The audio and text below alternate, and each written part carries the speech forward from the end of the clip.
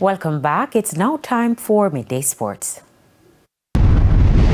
Evan Lewis fell agonizingly short of a second one-day international century as the West Indies crushed England by 8 wickets via the Duckworth-Lewis third method in a rain-affected opening match in Antigua on Thursday night.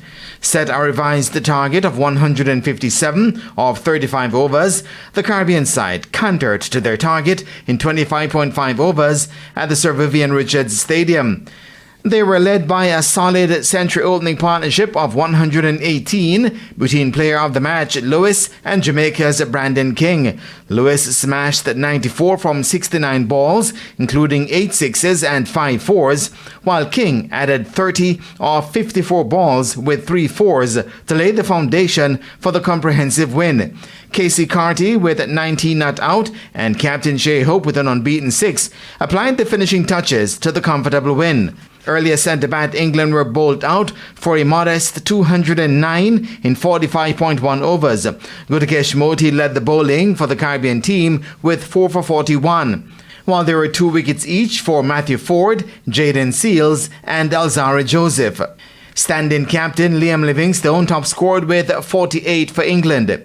He was supported by Sam Curran, who made 37, and Jacob Bethel 27. Meanwhile, Lewis says that they have to keep the momentum going heading into the second game. I think we just have to be playing the cricket we have been playing, be positive of what we're doing.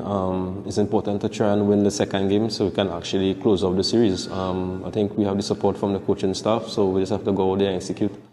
The second game will be played at the same venue on Saturday.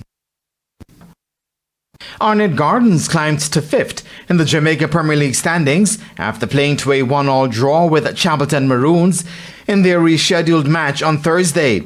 Jamari Howell in the 22nd minute put Chapelton Maroons ahead. However, Warner Brown scored his 5th of the season to net the equaliser for Arnett in minute 37.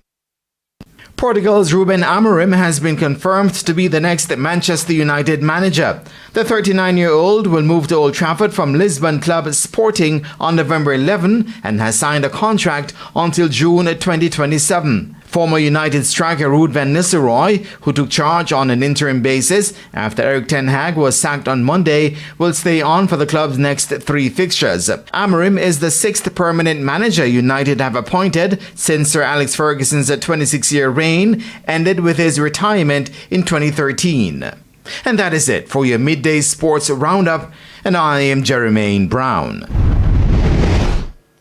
Thanks, Jermaine. And that's the Midday News. I'm Kerry-Ann Simpson. Join us at 7 for Primetime News. On behalf of the news, sports and production teams, good afternoon.